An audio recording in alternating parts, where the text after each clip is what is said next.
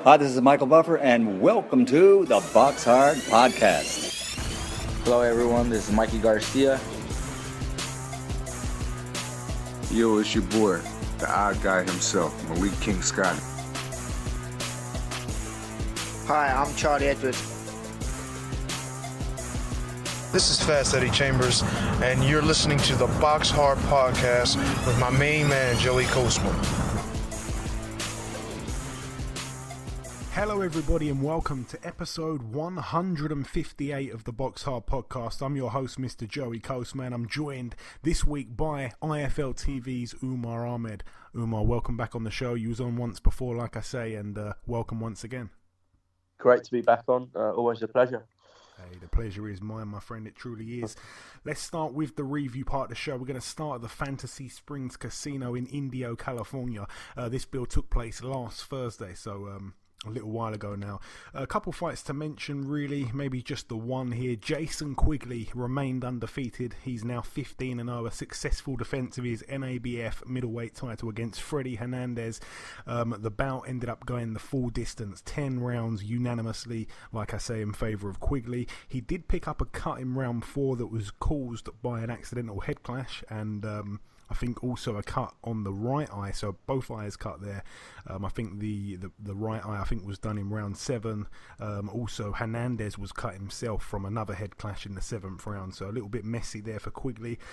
Moving over now to a fight that actually took place in the Bangkok University. A guy just to mention here, because you know, guys that fight in big, high-profile fights and then they lose and then they go and do their other thing elsewhere, we still mention them. We still do mention them on this show. So a guy here called Tua Kiram. Now, you may not remember the name, but I'll refresh your memory. He fought Lucas Matisse for the vacant world title.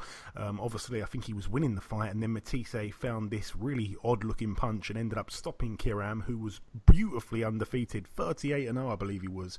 Well, he's now picked up win number 39. Still that sole defeat to Matisse. A 4th round TKO against a guy here called Manny Issa, who was actually 11-1 with 2 draws going in. That's it though for Bangkok in Thailand. Moving over now to Mexico. One fight to mention over here. Former opponent of Terry Flanagan, a man that we will be talking about in the preview part of the show.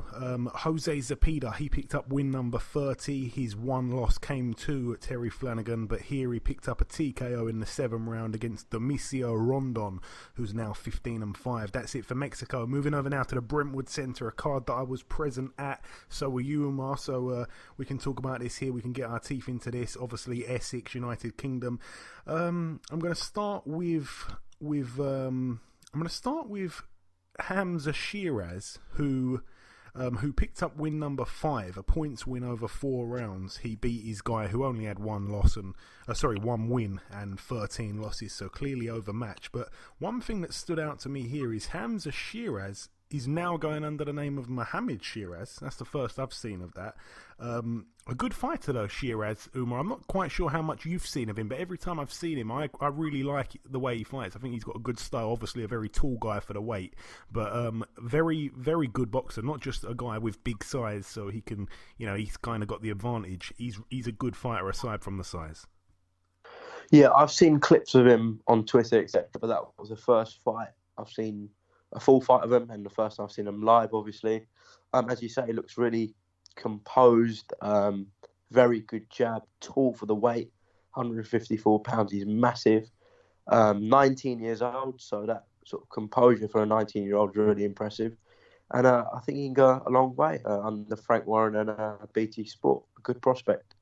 Certainly a good prospect, one that we've mentioned a couple times on this show before. Certainly one to look out for. I know that he even brings his very own photographer to his fights, so that says something in itself. Also, we saw Boy Jones Jr. pick up win number 18 inside 20 fights, 1 loss and 1 draw, a points win over 6 rounds against Lester Cantillano, who's now 4-22. Lucian Reed moved to 8-0, a points win over 8 rounds against the journeyman Rafael Castillo, 14-48 with 3 draws. Nathan Gorman picked up win number 14 here, a points win over 8 rounds against Kamil Sokolowski, who's now 5-13 with 2 draws.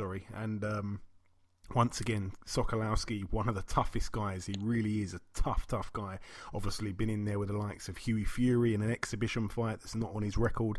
And also he's been in there with Dillian Whyte, David Price and a couple of others. So good learning fight there for Nathan Gorman. But I do have to say, I think Sokolowski was only given about 2 or 3 days notice. So credit to him for actually lasting the distance there. What's your thoughts, by the way, Umar? Not like I'm not gonna put you on the spot so much here, but obviously we've got Daniel Dubois making noise. We've got Nathan Gorman making noise. Gorman seems like he's the one who really wants that fight. More than Dubois, perhaps. He's the one who keeps pushing for it. Ricky Hatton said that every week he's asking him, please get me that fight. In your opinion, should they fight in the near future? Should they let it marinate a little bit? They're still very young. No real title or world ranking on the line. So perhaps not right now. But how do you see it? Well, I interviewed Ricky Hatton after the Gorman fight on Saturday night, and he wasn't very happy. He said it was a mediocre performance at best. Gorman did hurt his hand, but he still wasn't pleased with Nathan. And Nathan was the same, wasn't pleased at all. As a fight fan, obviously, I want to see Gorman Dubois. Even if it is next, it might be early, but as a fight fan, you want to see the best fight the best. And in terms of young heavyweights, not many better than Dubois and Gorman, so it'd be brilliant to see. But from a commercial point of view, and probably from Frank Warren's point of view, he wants to stretch it out. So they become bigger ticket sellers, more popular on TV. So the fight builds basically. But I think it's a natural fight. Whether it happens next year, 2 years, even 3 years, it's going to be a big fight, regardless, and a 50-50 really on paper. Dubois didn't look excellent against Johnson, I think it's fair to say, and Gorman didn't look excellent in his last fight. So, they're not going in there blasting everyone out or looking sensational. So there's faults there and improvements to be made, rawness, but obviously they are very talented. Dubois, a massive puncher, and Gorman, in terms of ring IQ and boxing brains and hand speed, he looks really good. So it's going to be a good fight regardless whether it happens. But from a commercial point of view, as I said, probably let it build for a couple of years. But from a fight fan point of view, I want to see that next. Yeah, very well said. I'm usually a guy that likes to see 2 guys get in there pretty much straight away, but there's something within my thoughts that kind of wants me to be a little bit patient. I think perhaps, a couple years time, even maybe not a couple years time, maybe 18 months, something like that. I'm happy with that. And I think the reason behind that is simply because these guys are still so young. I think what's Gorman? Is he about 22? What's Gorman? 22, 23. Doesn't look it, but he's about that. Yeah, and Dubois, like I say, what's he, about 21, 22? 21, I think 21. Dubois is. There we go. So, they're very much still learning the pro game. We can wait. I think we should all kind of get off their backs a little bit. Those that want to see that fight so much, I think we can let that wait. 2 men that really didn't care about letting it wait. We're going to mention now Zach Chelli 4-0, Umar Sadiq 3-0. Now, one reason why they may have not wanted to let this one wait too much, there was a 10-year age gap, which is quite shocking. Zach Chelli just 20 years of age, Umar Sadiq 30, even though he doesn't look 30 at all. Both men put their undefeated records on the line here. Like I say, 4-0 Chelli, 3-0 Sadiq. No belt on the line, but credit to both men for taking the fight this early on in their careers. Just want to quickly run through the fight here, kind of round by round. A good first round I felt for Chelli. I didn't think Chelli was really letting his shots go in bunches. Sadiq didn't look too comfortable when the pair were exchanging. Chelli, I see that he likes to keep very compact, very, very tight. He makes himself quite a small target. I felt Chelli was a little bit stiff looking. I think that Sadiq, who is the complete opposite, very loose kind of boxer, I felt he was a little bit slower, Sadiq, with his attacks, and sometimes he was leaving himself wide open. I felt that Chelli did shade that first round. Now in the second round, again, I felt that Chelli won that round quite clear, actually. I think Sadiq was falling short with his jab a lot. He almost looked a little bit gun shy in there.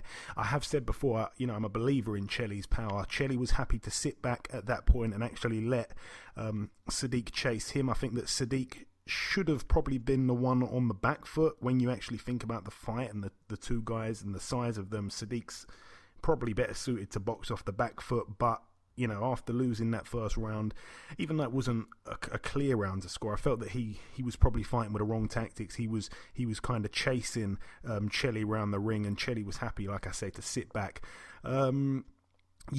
2 rounds I gave there straight away to Chelly. In the third round, I felt it was a close round, but one where, again, I felt that Chelly did enough to win it. Sadiq was just missing too much. I was very surprised with that. Bad measuring of his distance, accompanied by Zach's movement, which I don't think we've had chance to see too much of previously with Zach Chelly. Sadiq did land a nice left hook in that round, but that was really it for him. I think 3-0 after 3 rounds there, in my opinion, in favour of Chelly. In the fourth round, it was a close round. I actually gave that one to Sadiq. A lot of people in and around my seat didn't agree with that, but I felt that Sadiq caught Chelly with a big left hook, and for a moment he looked very troubled.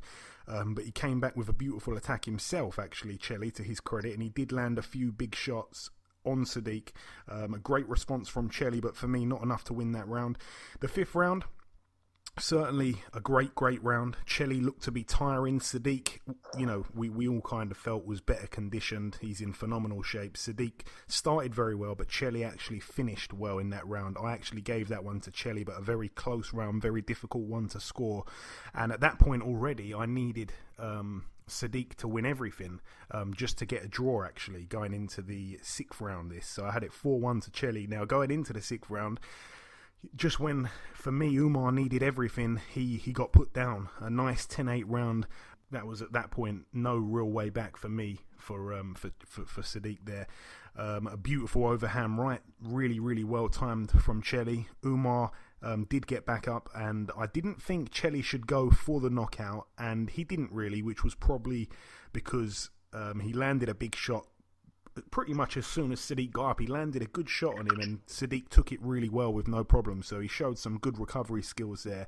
But yeah, I'd only gave Sadiq 1 round, and then to lose a 10-8 like that in the 6th round was no good. A big round in the 7th, though, for Sadiq, so credit to him for coming back from that knockdown. Like I said, very good conditioning from Sadiq. Chelly was starting to appear very fatigued at that point, and he was fighting in bursts, and I wasn't too sure if he was going to be able to survive the entire fight, the 8th and final round that would be coming up next. But yeah, I felt if he just stayed on his feet, he'd win it, and he certainly did. In the 8th round, it was an unbelievable round, actually. Chelly was gone in terms of fatigue. He was there for the taking, not because he was hurt, but simply because he was so tired, and he was just fighting on instinct a little bit. He was absolutely done in my eyes, and then out of nowhere, he lands a beautiful shot on Sadiq's chin that wobbled Sadiq, and then Chelly goes in for the kill. He got like an added little burst of energy there, and it was crazy, actually, because in that round, it looked like Chelly was a few seconds away from being dropped, and like I say, so did Sadiq. Both men in that final round looked in real trouble. Chelly did somehow finish stronger, which is unbelievable to think how fatigued he was going into that round. But yeah, a hard round to score, to be honest, that final round, but it didn't really matter. An unbelievable way to end what had been an epic fight. Both men can learn a lot from this, I feel, and move on. And credit to both, like I say, for taking it. Sadiq was moaning a little bit at the referee afterwards, which I felt was a little bit silly, because I think he lost quite clearly. But yeah, he's come out on Twitter since then and has congratulated Chelly, so no bad blood there. Epic fight, though. For me, fight of the night. Umar, I'm not sure if you agree. What did you think of it? I'd have to say Garton Corcoran was probably fight of the night, but it was an excellent fight. Bit of edge, obviously, in the lead up to the fight. As you said, they didn't have to take it at this stage, but credit to the pair of them for doing so. I agree. I thought Chelly won the fight, especially with that 10-8 round. And for a young guy, Chelly looks very, very good. Sadiq, I'm sure, can come back. Obviously, it is a big loss because he's had that long amateur career. And, as you said, he's 30 years old. Doesn't look it, but it is a big loss. But I'm sure he'll come back.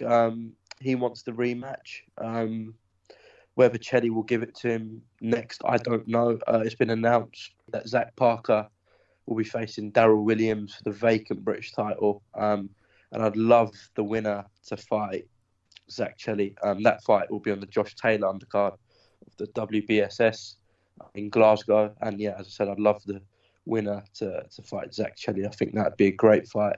Whether Zach should take that after such a tough fight against Sadiq next, and he's so early on in his career, I don't know. Listen, if he doesn't take it, no one's gonna be blaming him, saying he's ducking it, whatever. Like, it's fine. But yeah, I mean, I'd love to see it. And Darryl Williams and Zach Parker's a very good fight as well. 50-50 on paper, you have to say, because Zach Parker looks very good. And in terms of Umar Sadiq, as I said, he wanted the rematch next, as he would. But I'm sure he'll come back. Yeah, a great fight. But I'd have to say Garton Corcoran was fight of the night. Okay, we will get onto that in just a moment.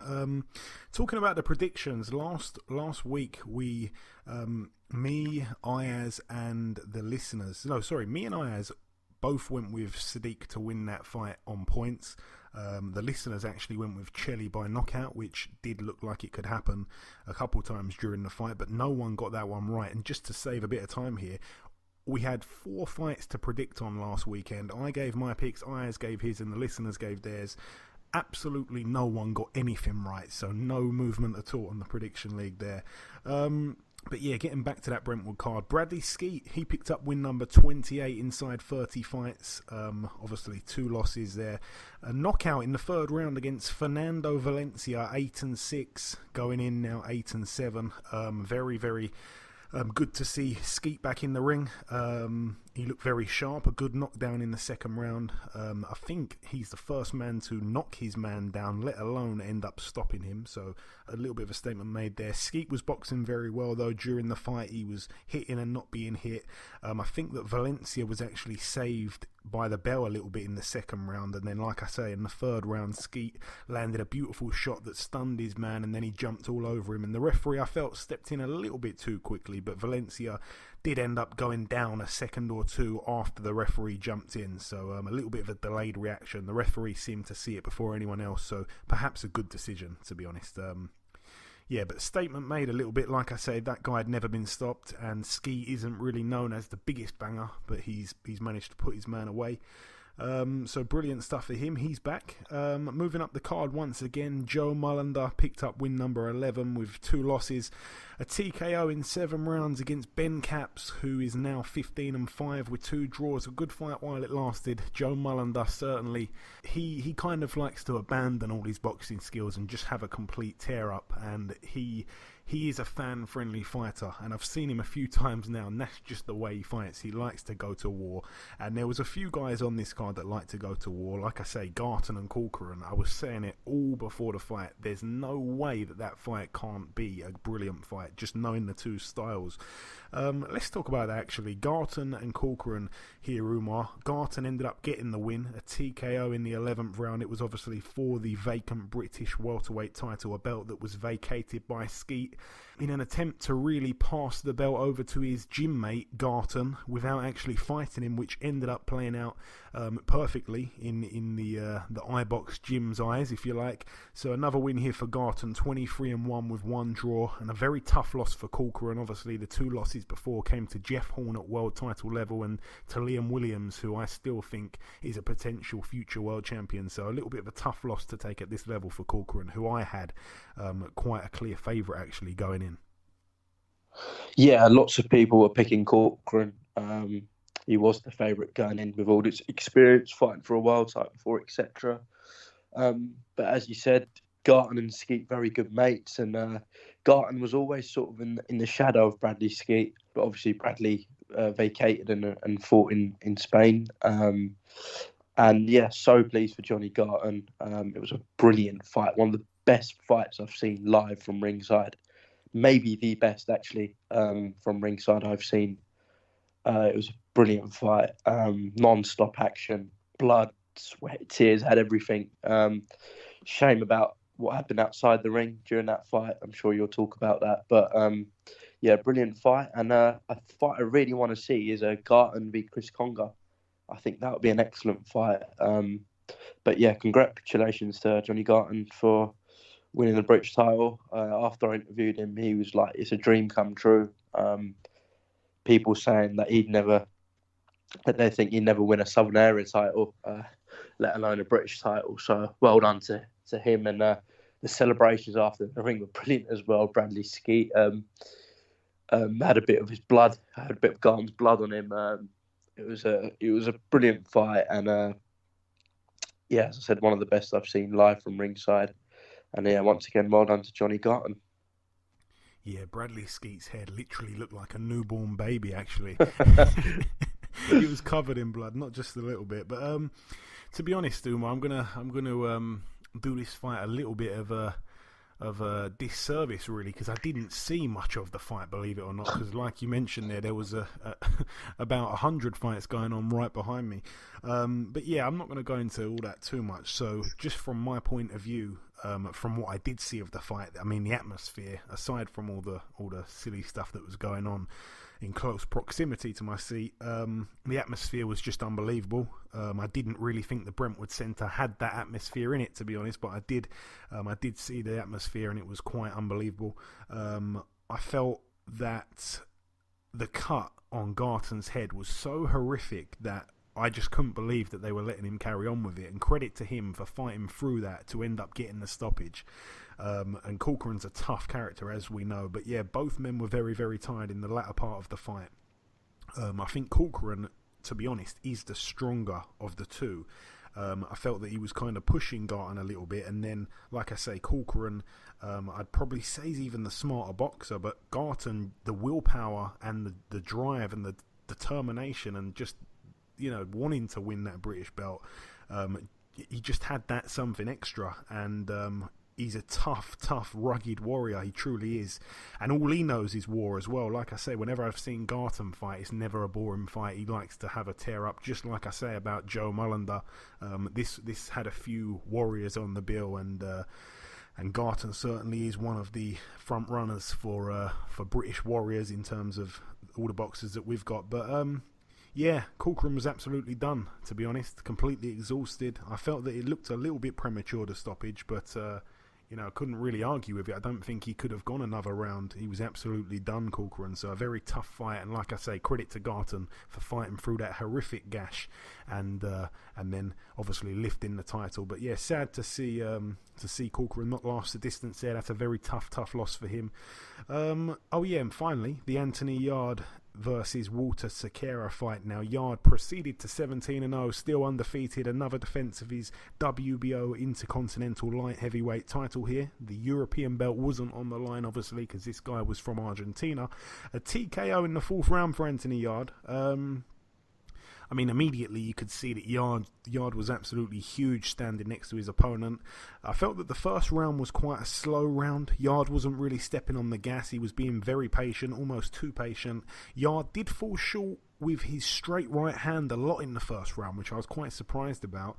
I gave Sequeira the second round, in all honesty. The work rate from him was just a little bit better than Yarde's. Not that I think he was setting a high pace or anything. I just think that Yarde almost seemed to just let him do what he wanted. I'm not quite sure why.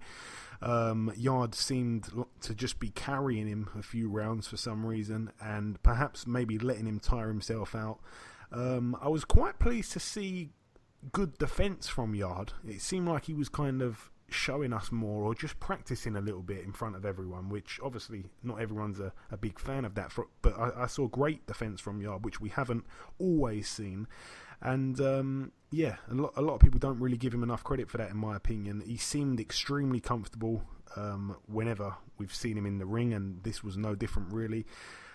He's always in control in the ring, to be honest, and like I say, in that third round I actually felt that he was either extremely pacing himself or actually tiring. I think that was a bit of a weird one. A lot of people very underwhelmed with this performance. I was actually surprised to not hear the crowd booing. And then 3 times Sequeira got dropped. It wasn't like he got laid out. He took a knee each time, and after getting up for the third time, the third and final time, the referee waved it off and did him a favour, to be honest, but quite a lacklustre performance there from Anthony Yarde, in my opinion. Leaving that bill alone, though, because we are going into some great detail here. We need to be a little bit quick with this. Moving over now to the CFE Arena in Orlando, Florida, USA. World Boxing Super Series card. This one we saw Mike Perez, the former heavyweight turned cruiserweight. He actually took on Keith Tapia, which was a brilliant fight on paper going in. It was for the vacant WBA Federatin cruiserweight title. Mike Perez managed to grind out the unanimous decision over 10 rounds. So a new belt for him and another win for him. He gets his career back on track there. Very interesting because he was always, he was like a small heavyweight, I guess, but he always was, he never looked great on the eye, never really showed up in fantastic shape. And then now, he makes cruiserweight and he doesn't even come in right at the 199 and 3/4 pound limit or anything like that. He literally comes in a few pounds under that. I think he came in 197 or something like that. So very interesting character there. Also on the bill, we saw Uniel Doutikos. He moved to 23-1. A unanimous decision over 12 rounds against Matthias Mastanek, who I'd have thought Doutikos would have probably put away, but no, it wasn't to be, and it was actually quite a close-ish fight. Mastanek, like I say, a former opponent of Bellew. He picks up loss number 5, 41 wins, though not to be ashamed of. Doutikos marches on.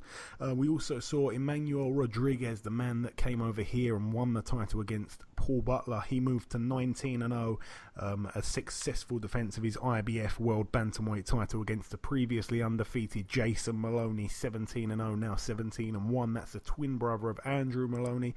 So a good win there for Rodriguez. No shame from Maloney whatsoever. It ended up being a split decision over 12 rounds, so Maloney certainly can come again. Very good fighter, him and his twin brother, to be honest. So yeah, unbelievable. That card there was full of big punchers, if you like. Mike Perez, I think, is quite a big puncher. Keith Tapia, Doutikos, humongous puncher.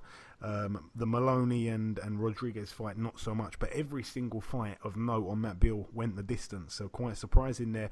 Moving over now to the TD Garden in Boston, Massachusetts, USA, we saw Danny Aryalusinov pick up win number 4, a knockout in the first round against Matt Doherty, now 8-6 with 1 draw.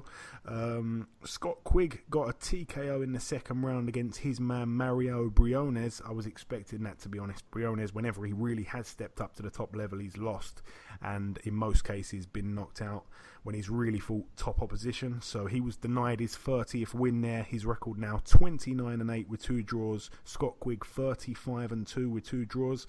Tommy Coyle, it was his dream to go on the road and fight in the States. He achieved that here. He did it, and he topped it off with a win. He had his man down in the 7th round. His opponent, Ryan Kielczewski, who I said it on last week, I think he was a bit of a late change. I think originally Coyle was supposed to take on a southpaw, if I'm not mistaken. But anyway, Kielczewski now 29-4, Tommy Coyle 25-4. Very unlucky to not get the stoppage. He was really chasing it, but nonetheless a unanimous decision over 10 rounds for Coyle. Jamie Moore's a very happy man. Katie Taylor took on Cindy Serrano, 10 2-minute rounds. It ended up being unanimous in favour of Katie Taylor. It was an absolute shutout. She successfully defends here her WBA World Female Lightweight title and the IBF belt. Her record now 11-0. Kid Galahad 25-0 now, a unanimous decision over 12 against Toka Khan Clary, who's now 25-2. A very good fighter was Clary, though, and a very tough fight on paper. This was truly Kid Galahad's first real acid test, and like I say, he now puts himself in position to take on the winner of Josh Warrington and Carl Frampton. Big fights ahead for him, Umar. Yeah, there's actually been a bit of back and forth between Kid Galahad and Carl Frampton. I'll come on into that a bit. But yeah, Galahad looked very comfortable. I thought completely controlled the fight against Toka Khan Clary. A lot of people going into it said it could be a close fight. But yeah, Barry looked very good, in complete control. Yeah, he's finally got his big shot now. In what's going to be a brilliant fight, whoever he fights, I think. But yeah, Carl Frampton, Josh Warrington, another great fight. I think a year ago, if you'd asked people about Frampton Warrington, 70-80% would have said, even 90% would have said Frampton. But obviously after Warrington upset the odds against Selby, it's a 50-50 fight, you got to say. Neutral location. So both fighters will bring their respective sets of fans. And obviously Josh goes into it as the IBF champion. But yeah, after Kid Galahad's fight, Coogan interviewed Galahad in the changing room and was basically saying if Frampton is victorious against Warrington, that he thinks Frampton will vacate the title, so he doesn't have to face his mandatory in Kid Galahad. And then Coogan interviewed Frampton, who was also out there. And I think the quote was from Frampton, "You are fucking insane." Excuse the language. That, you know, he will of course face Kid Galahad if he, you know, if he's the mandatory, which he is. But Frampton said he's obviously, if he beats Warrington, he's planning to unify, etc. But if the unification fights don't come off, Frampton, he said, of course he'll face Kid Galahad and he won't vacate. So that was a bit interesting. But yeah, that featherweight mix is great at the moment. Yeah, it certainly is. It must have been a little bit of tongue-in-cheek there from Dominic, because I can't really see Carl vacating and even moving up to something like super feather. I don't think he belongs up there. Well, actually, interestingly enough, Carl did say that he wants them unification fights at featherweight, a couple more, and then possibly moving up to super featherweight for the end of his career. He did say that. That remains to be seen. That remains to be seen. That'd be interesting. I don't think he's a big feather, to be honest, but we shall see. Yeah, but just one other little note there on Galahad. Like I say, his first real acid test, it was about time for him. I think he's a man that's been patiently waiting for a long time. I remember when he used to fight under Mick Hennessy on Channel 5, and they used to say that he was like the second coming of Prince Nassim Hamed, and that seems so long ago. And to think that he's still there, he's still undefeated. He just hasn't had the chance to prove how good he is, and he put on a good performance here. I felt that he is just like many Ingle fighters. He's got an unbelievable defense. I love Galahad's defense. It's one of his absolute best attributes, actually. He's a class all-round fighter anyway. But yeah, he was a smaller man, and Clary was a good fighter himself. Clary definitely had the edge in power. That was about the only thing that Galahad lacked, I think, in that fight. And just in general, I think Galahad's power is probably that's probably the only downfall. I don't think he's the biggest puncher. But yeah, the fight for the most part was a very tactical fight here, very high paced, not the most entertaining fight if we're being honest, but Galahad's conditioning is absolutely crazy. I mean, he didn't look tired at all. Great feet, great movement. I love the way he switches from stance to stance, orthodox to southpaw. Very natural the way he does it, like a lot of Ingle fighters. And yeah, like I say, he's now going to be the mandatory for the winner of Warrington and Frampton. That will be interesting. I think DAZN, if they were to perhaps bring their money out, it could play a big part in this, especially if they manage to secure the fight being on one of their shows, one of Eddie Hearn's shows. So that could be quite interesting. Imagine Frampton in the same press conference as Eddie Hearn again. I'm sure that would be golden. But yeah, that is about that for that one. Moving up the card once again, Demetrius Andrade, 25-0. We wanted to see Billy Joe Saunders in the other corner. It wasn't to be, but in stepped another undefeated fighter who only had about 12, 13, 14 days notice. So no real shame in him, really, to be honest. I mean, he was 17-0, 16 knockouts. He did manage to go the distance over 12 rounds against Andrade. Obviously, Andrade is now the new WBO World Middleweight Champion. Andrade was the much smaller man. I mean, we do have to remember that Andrade hasn't really been fighting at 160 for too long. He's a man that's moved up in weight. Andrade obviously put his man down with a straight left, and he actually gave him a clean shot while he was down, which was a little bit naughty. Malignaggi picked up on that on the commentary. He said that he was quite lucky to escape without being disqualified there.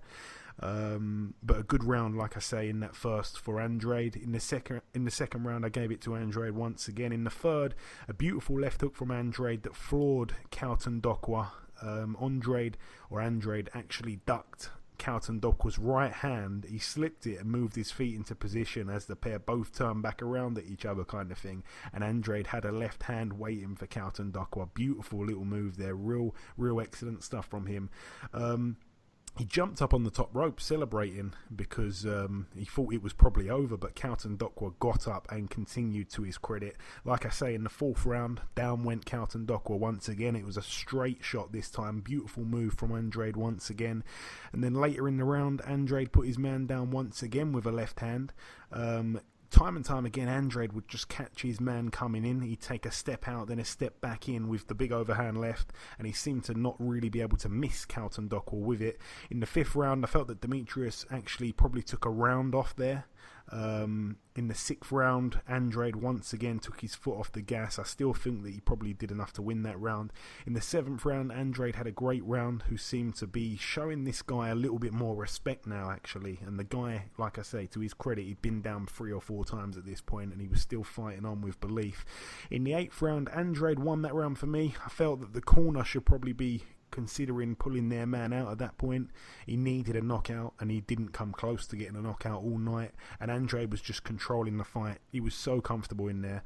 And in the 9th round, and really the 10th, 11th and 12th, he just kind of cruised it, Andrade. I kind of zoned out a little bit, if I'm being honest. But like I said on last week's show, it's very, very difficult to completely adjust with only a few days' notice. You know, yourself, he didn't know that he was going to be taking on Carlton Dokwa till the last minute, at the same time when Carlton Dokwa found out he was going to be fighting for the world title. But like I say, it's very difficult when you're preparing for a slick southpaw and then you take on an orthodox banger with just a few days to prepare. So credit to both men there. Not the fight we wanted to see, really, Umar, but you can't take nothing away from Andrade. It certainly wasn't his fault, and he's gone out and done a complete job here on an undefeated fighter. Whether we knew him or not, he had a big ranking, very high up in the WBO, and he's completely wiped the floor with him, really, and he did everything but knock him out. Yeah, as you say, no fault of Andrade's that the Billy Joe fight didn't come off. He had to do what he had to do and did it very comfortably. The Billy Joe was probably, people were picking Billy Joe in that fight. It was probably 60-40 split towards Billy Joe's in fans' opinions.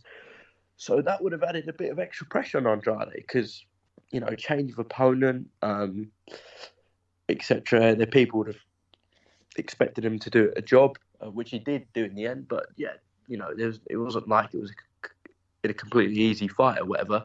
There would have been a bit of extra pressure because the opponent wasn't as good as Billy Joe, obviously. So he did well, and 2-weight world champ now.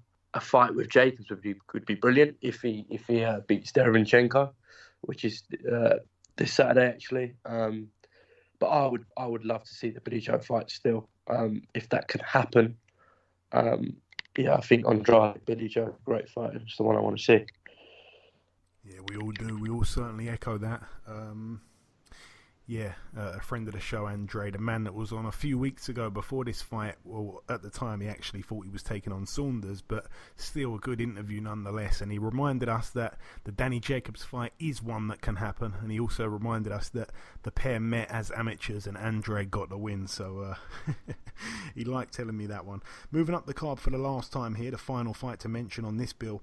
Tevin Farmer put his IBF World Super Featherweight title on the line against James Tennyson, a man that, he earned the shot after beating Martin J. Ward. He looked phenomenal, but that was at that level there. He stepped up in class here. He dared to be great. Credit to him. It was a huge, mammoth step up in class, actually. I think that Tennyson came in trying to put pressure on Farmer straight away, but Farmer was too cute, he was too clever, he was too silky, and ultimately he was too good for Tennyson, and Tennyson was being made to miss a lot, which we kind of come to expect, really. And a left hook to the body of Tennyson dropped him in the 4th round. A good shot picked out there from Farmer. Farmer did hit Tennyson again in the 5th round with a brutal body shot, and Tennyson almost went to his knees because it was such a shot. He almost went to his knees, but he stayed on his feet, and seconds later, Tevin Farmer, as spiteful as he is, he landed the exact same shot in the exact same place, and of course down went Tennyson and the referee waved it off. There are levels to this game which we hear time and time again, but for Tevin Farmer and his point of view, him being a friend of the show, a great way to beat his man here. But credit, like I say, all goes to Tennyson. I don't think he really deserved the shot after beating Martin J. Ward, but who really cares? I mean, he'd earned his shot. He was world ranked anyway before the Martin J. Ward fight, so it wasn't just that fight that got him it, but that was his biggest, in my eyes, high-profile win. And off the back of that, he's got the shot. So credit to him. Like I say, he jumped up in class, but he just simply wasn't good enough, despite the huge size difference. Hopefully he gained some US fans, though. I think a lot of people were enjoying the way he was putting the pressure on early, so hopefully his exposure has gone up. If you want to say a sentence or two on that one, Umar, you can. If not, I was going to move on to the next card. It's up to you. Yeah, Tevin Farmer was probably the outstanding performance of the night. I think Eddie said that as well in his interview with Coogan. And the fight we all want to see is the Gervonta Davis fight. I think that would be a great fight. I think before this fight on Saturday night with Farmer and Tennyson, most people would pick Gervonta, but Gervonta's inactivity, etc., and Tevin's brilliant performance on Saturday night, it'd be much closer. So that's the one we want to see.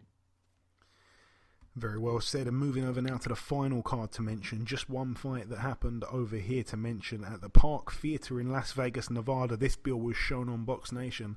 I'm going to hold my hands up and say I haven't had enough time to sit down and watch it. Ryota Murata,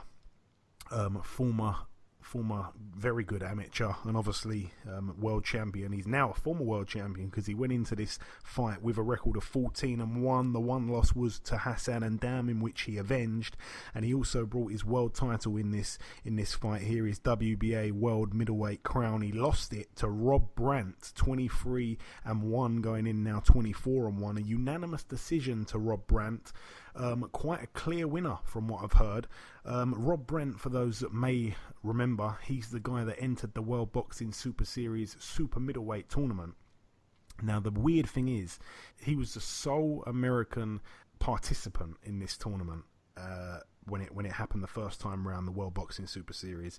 And he was the guy that was supposed to spark the interest. He was undefeated at the time. And the problem is, straight away in the first round, he took on Jürgen Brähmer. Now, the interesting thing was that Rob Brandt was a middleweight that went up to super middleweight for that fight, and Jürgen Brähmer was a light heavyweight that went down. So Jürgen Brähmer moved down, this guy moved up, and then Brähmer ended up getting the win. So we didn't really think much of Rob Brandt because that was it. He disappeared. I think he got a win or two, and then he was back here against Murata. I think Murata was supposed to win it very easily, and it was a huge shock. A lot of people saying it's upset of the year. Like I say, Umar, credit to Rob Brandt. I haven't seen the fight. If you've seen it, then add something to it. But if you haven't, then we'll just move on. Can't say I have seen it. That's fine. But yeah, like I say, we've gone into great detail there on the review part of the show. Just before we wrap up part one, there is one last thing to do. That is to welcome our very first guest.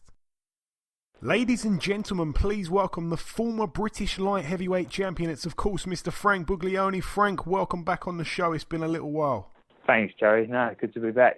Hey, it's always good to have you back. It's actually been over a year. It's been a long time. When we last spoke, funny enough, we were talking about your upcoming fight against Callum Johnson the first time when it was supposed to happen on the Joshua Pulev undercard.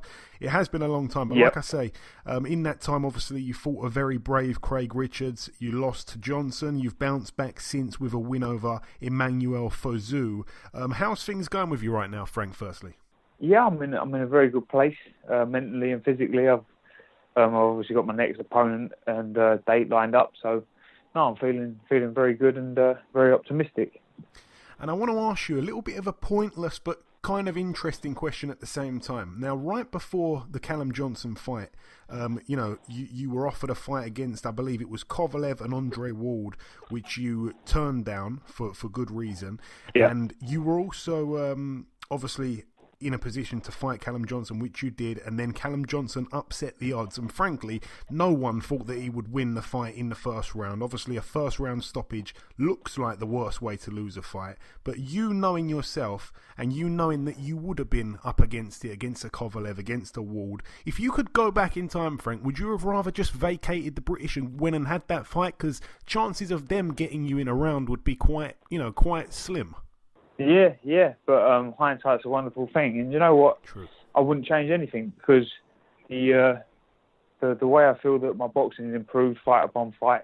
The Callum Johnson fight, it was just they got the tactics dead right. I think they planned to gamble and start early and go for broke, and it paid off for him. He landed. I mean, I landed a good right hand first. I thought I hurt him, and I was going to seize the opportunity. And obviously, as I've come in, he's caught me with a good shot himself and piled on the pressure and forced a stoppage. So I take my hat off to him. He's a renowned puncher. Probably one of the most powerful punchers in the light heavyweight division. Certainly in the country, if not the world. We see that with what he did to Beterbiev. I mean, that goes on a different turn. He could have been a world champion right now and beat one of the best light heavyweights in the world. So I know my ability. People write me off after that and say, all he is British level. We can't get to the world level. But the way I see it, I got caught by a world-class puncher early, got caught cold, and I didn't recover in time. But that world-class puncher also put Beterbiev on his arse, and Beterbiev didn't know where he was. So there's no questioning his power. It's just that I was unfortunate to catch it so early without landing more of my own. And people forget that Johnson did, obviously it wasn't intentional, but he landed a lovely headbutt actually just before he started throwing his hands, which kind of, started the whole thing. But just quickly before we move on to your next fight, I was going to ask you about the Beterbiev fight. What was your reaction to his performance? Very valiant effort. Yeah, again, got to take your hat off to him because, do you know what though? When people were talking about the Beterbiev fight, I knew he was up against it, but I knew he was in with a shot. He's got what's called a puncher's chance.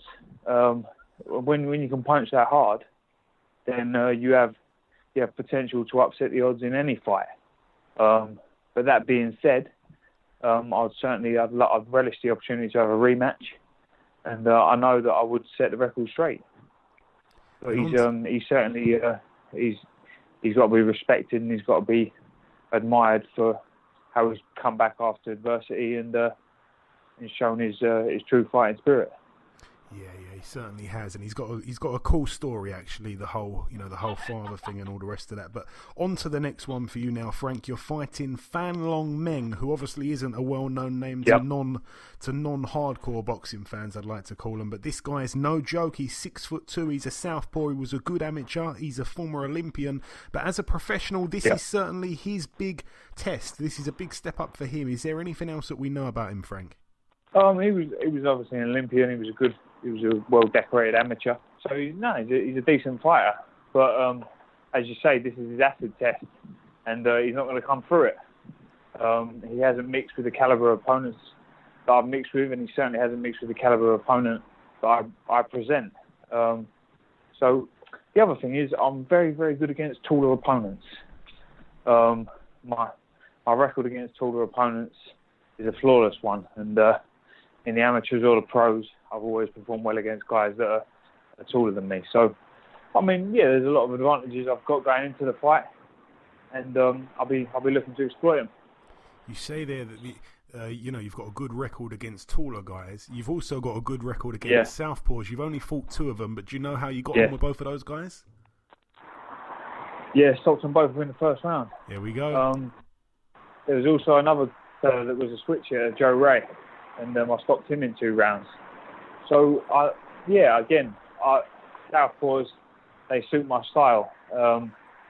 They certainly suit my attributes, and I'll be looking to show how good I am against southpaws. It's something that I've kind of had a fortunate position to be in throughout all my different training camps and different training trainers.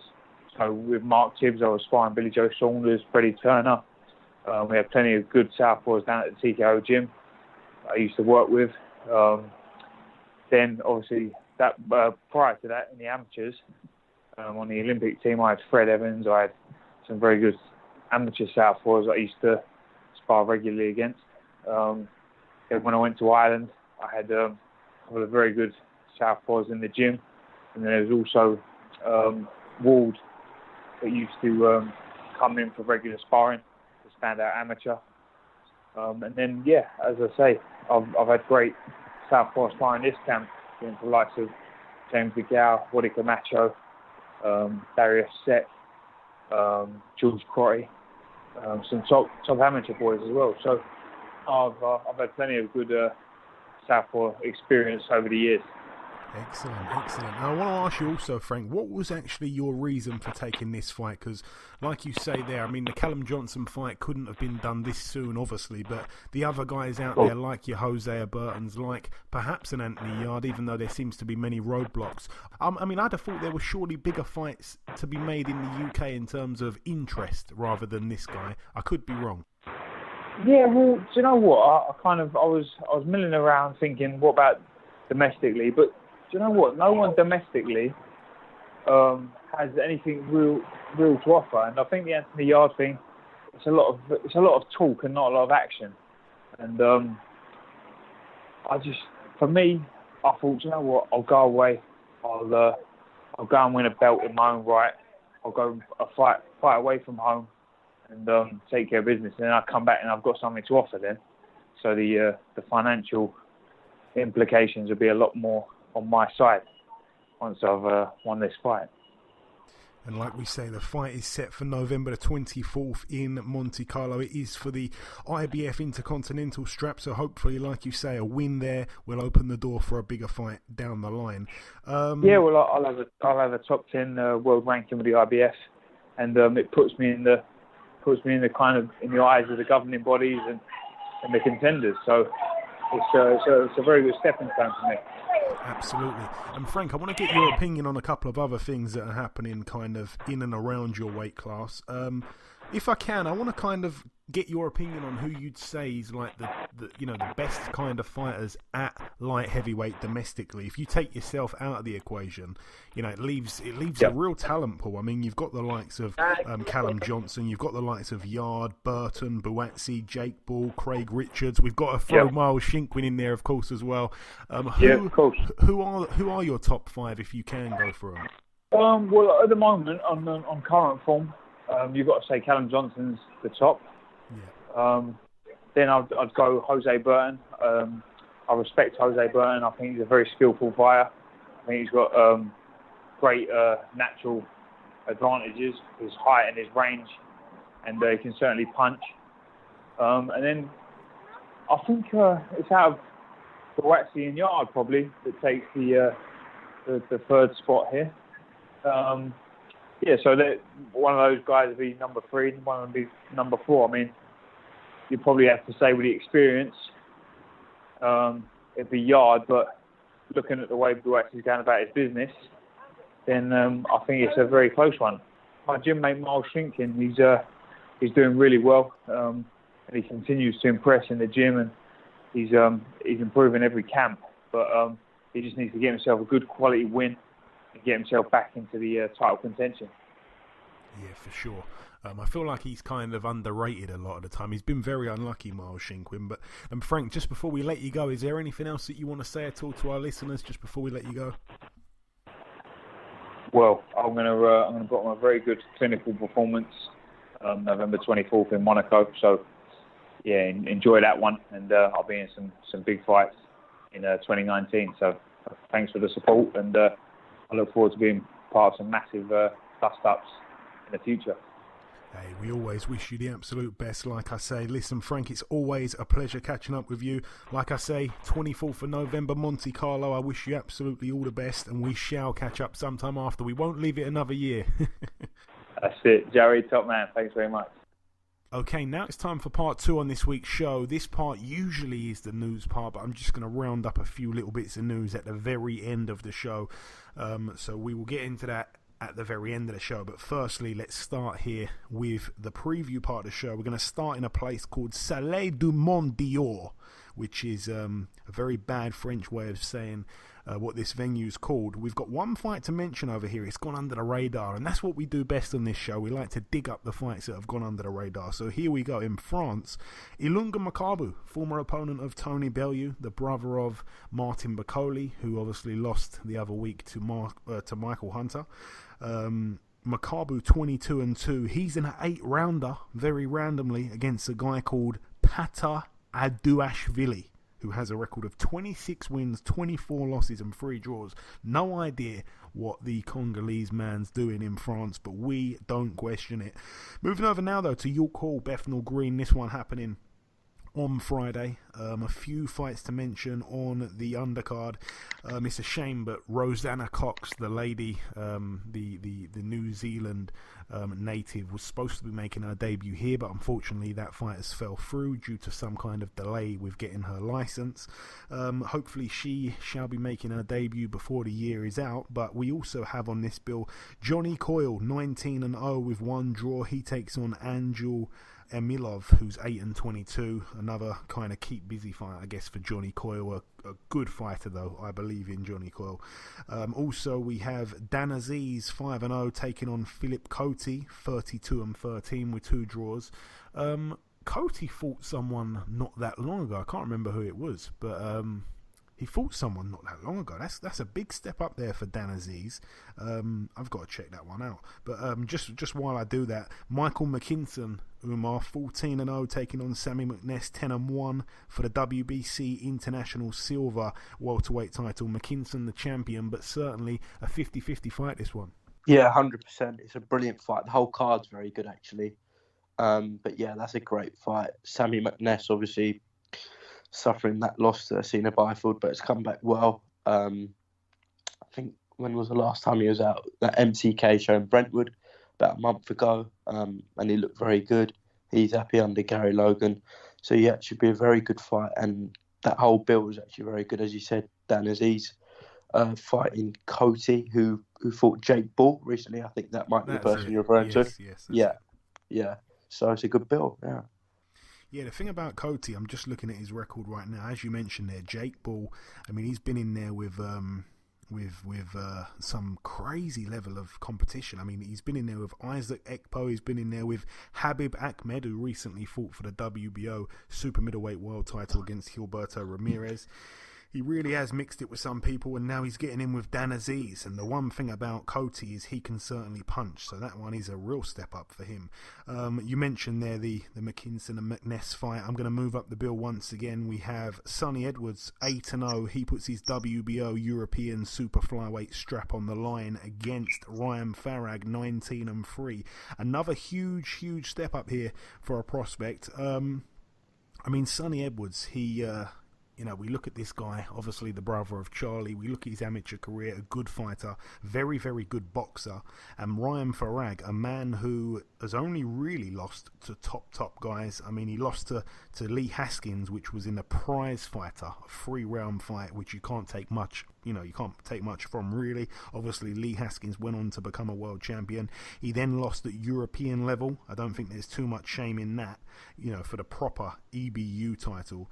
And then he lost to Ryan Burnett, who I don't need to remind everyone is a phenomenal fighter, a world champion, undefeated. So his losses have come to very good opponents. And he takes on Sonny Edwards here, a man who, provides a different kind of test. Yeah, Sonny...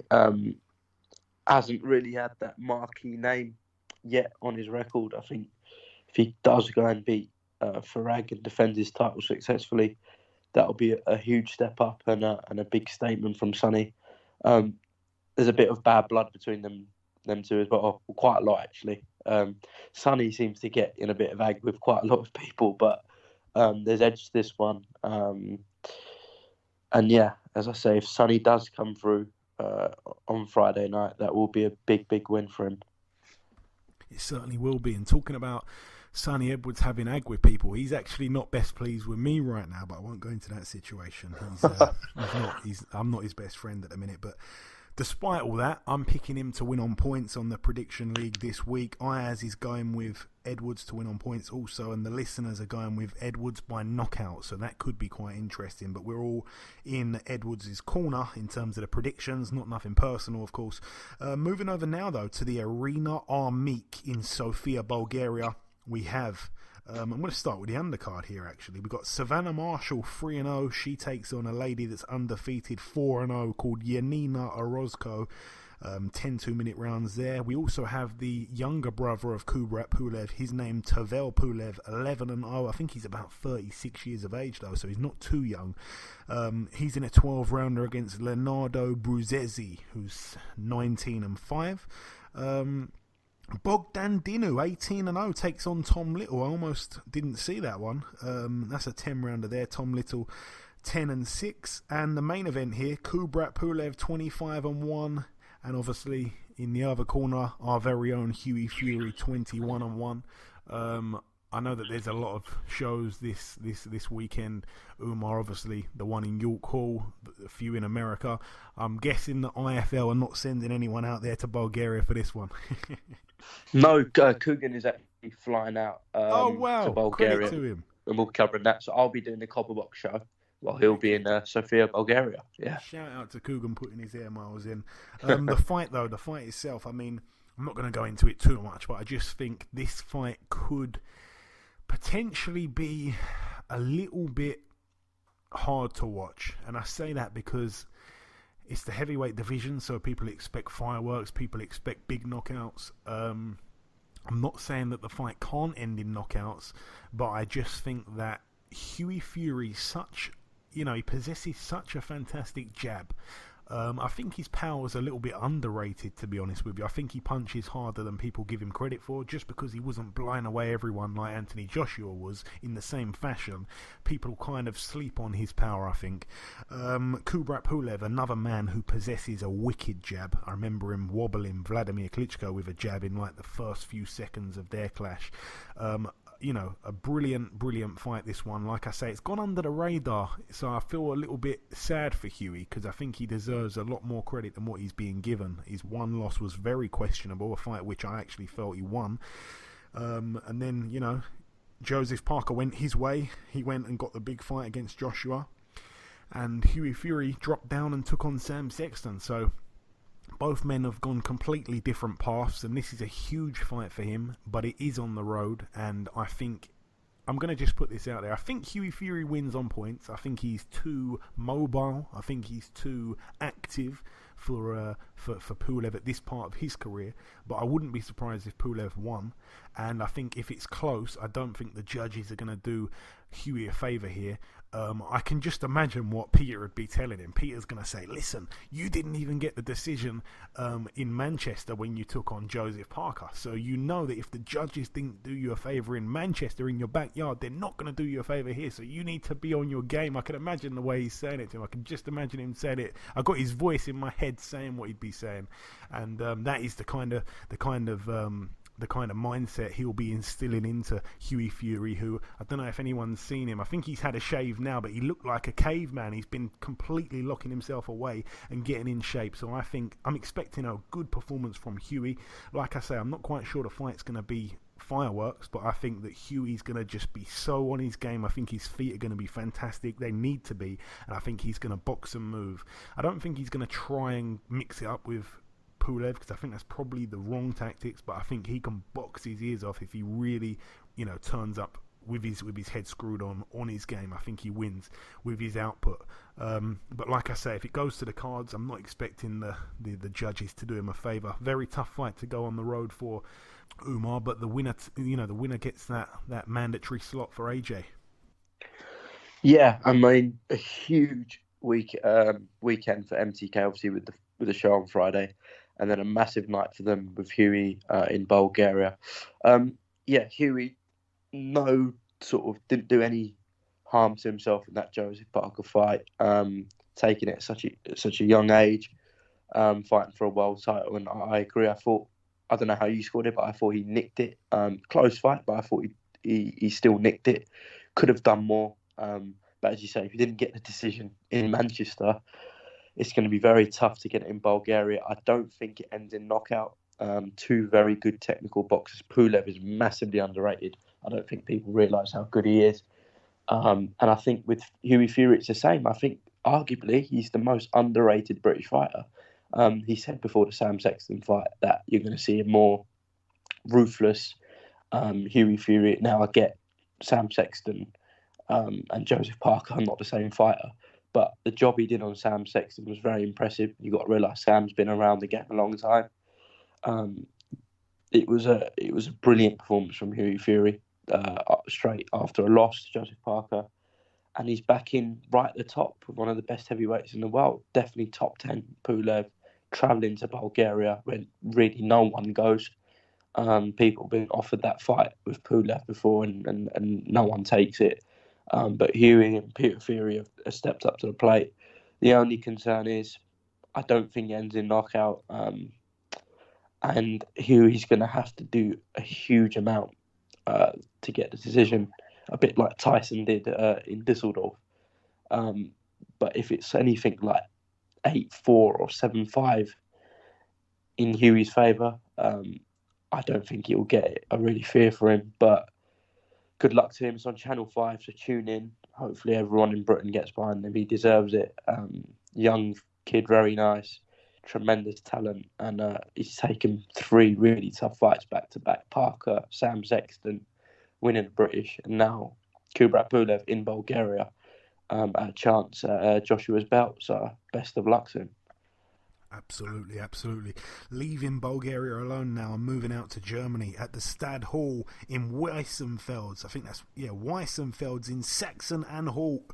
I do like to get my my pronunciation going. I'm not very good at it though, Umar, if you may realise. Dominic Bozell, 27-1, the current EBU European light heavyweight champion. He takes on Enrico Colin, who many people may remember took on Artur Beterbiev. I think it was when the IBF light heavyweight title was vacant. I know it was definitely for a world title. I'm not sure if Beterbiev was the champion at the time and it was a defence or the belt was vacant, but it doesn't matter too much. Colin almost ended Beterbiev's knockout streak, because obviously every fight Beterbiev's been in has ended in knockout, but he made it, or he lasted the longest. He made it into the 12th round, and he made it to about 15 seconds left in the round, and he got up as well. So I think the referee kind of helped out Beterbiev and let him keep his streak going, but very unlucky to not survive the distance, Enrico Colin. So I've got him down in my books as quite a tough man.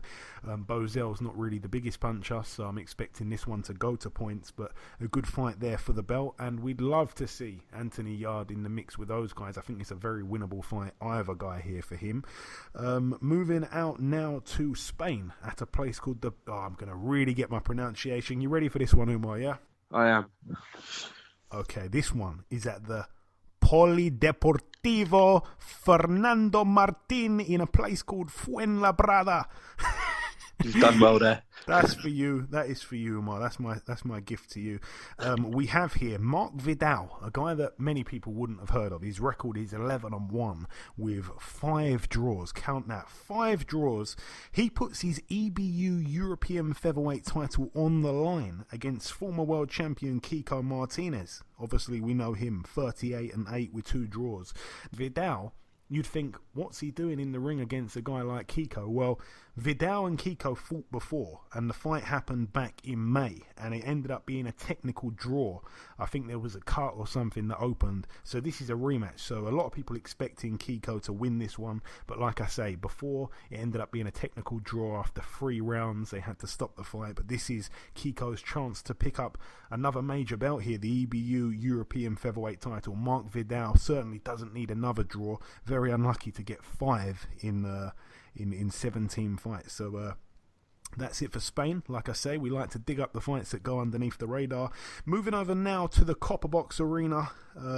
Obviously a Eddie Hearn show, this one in London. We're going to start with George Fox, 1-0. His opponent yet to be announced. Of course, George Fox, for those that don't remember, he's the son of Don Charles, so that'd be quite good, a heavyweight clash there, whoever he ends up fighting. I was at his debut at York Hall. Reece Bellotti, he gets in the ring once again. His record 12-1. I believe it's the first fight back since being stopped by Ryan Doyle. Martin J. Ward gets in once again. His record 19-1 with 2 draws. He's in search of win number 20. He's in an 8-rounder. His opponent yet to be confirmed. Felix Cash fights for a belt here. His first title is going to be the vacant WBC International Silver Middleweight title. He takes on Stephen Danyo, who's 14-1 with 3 draws. Felix Cash, like I say, 9-0. I'm just trying to see that guy Danyo. Why do I think I've seen him before? He's been in there with. Oh, he's been in there with Lloyd Ellett. Okay, I've seen that one. Okay, so decent little step up there for Felix Cash. Fantastic fight to mention here. Isaac Chamberlain 9-1 takes on Luke the Duke Watkins 13-1. Both men haven't fought since losing their only... I don't want to make this confusing. Both men haven't fought since... I'm not very good at wording this, Umar. Both men haven't fought since their sole defeats, which both came at the hands of Lawrence Okolie. That's the best way to say it. Isaac Chamberlain, Luke Watkins, like I say here, Umar, a 10-round contest, a very, very, very good fight.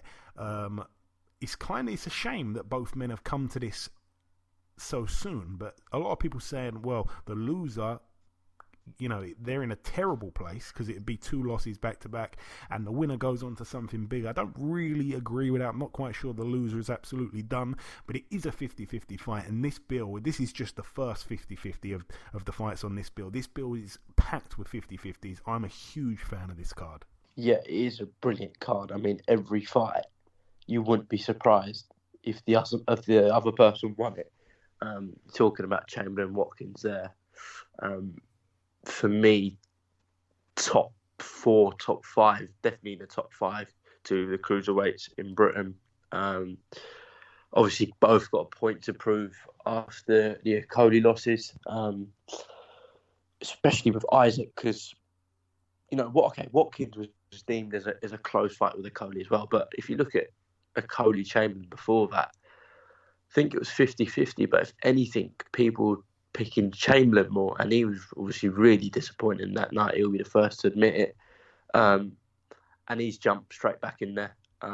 As I said, with a top 5 British cruiserweight in Luke Watkins, and it's the same for Watkins. He's got a point to prove after the Okolie defeat. Obviously, a shorter night than compared to Chamberlain. Got sort of banged out in a few rounds, but yeah, a great fight, and I agree. I don't think the loser's done in that fight because you've lost to Okolie, who's now a British champion and is touted for massive things, and you've lost to another really good British cruiserweight. So I don't think you're done, but obviously you're not in a great position.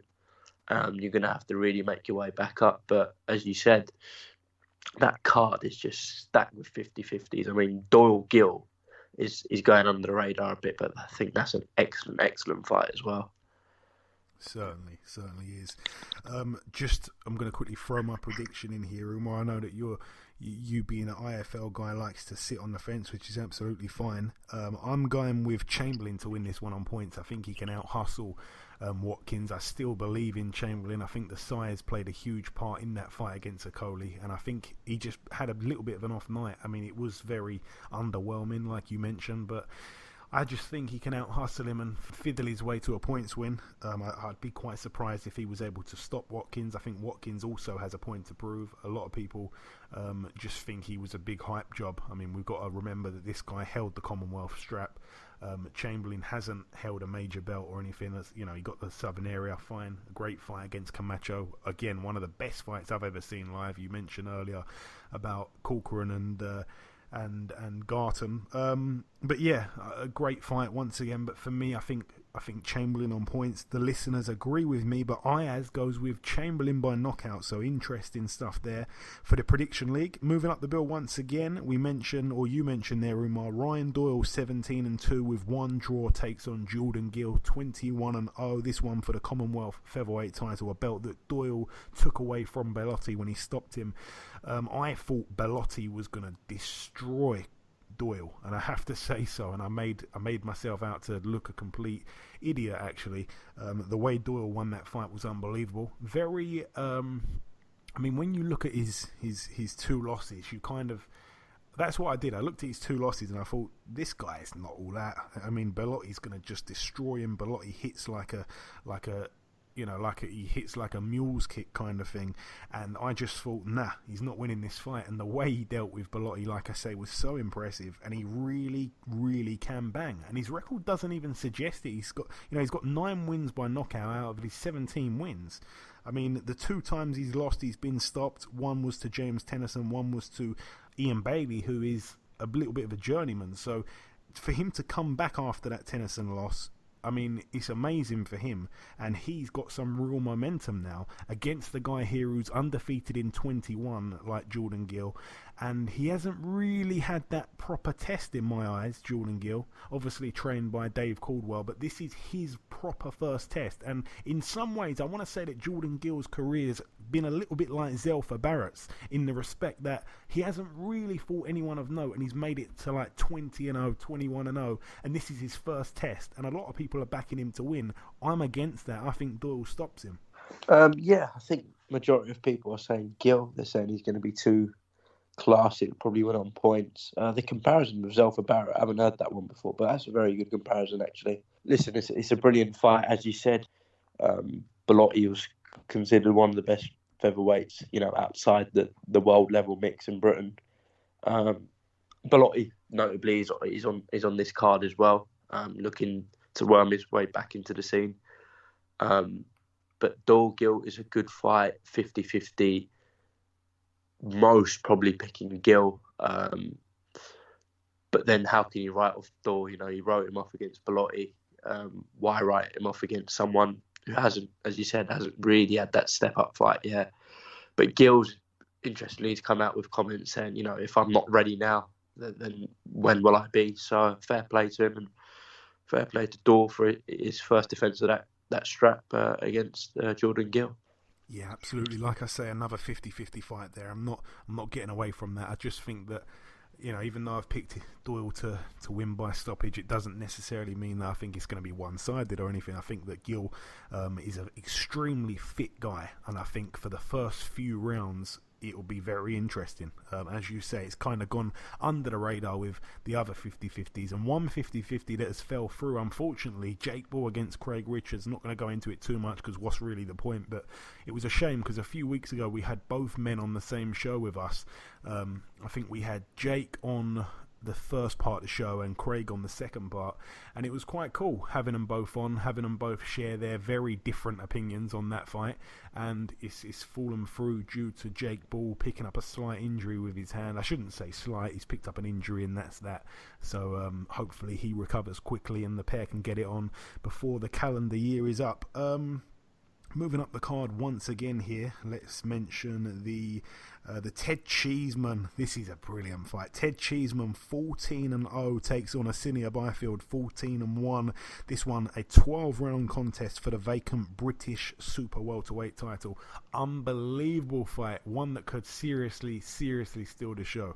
Yeah, great fight. And I'd love the winner to face Anthony Fowler. It might be a bit early in Fowler's career, but listen, he's got that massive amateur pedigree, so why not? I'd love to see the winner face Anthony Fowler.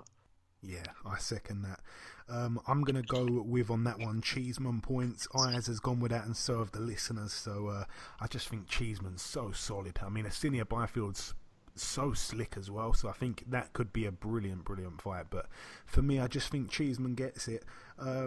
Moving up the card, I think this one's the final fight to mention here, if I'm not mistaken. Yes, it is. John Ryder tops the bill, 26-4, 12-round contest against Andrei Sorokin, 15-0, an undefeated Russian here.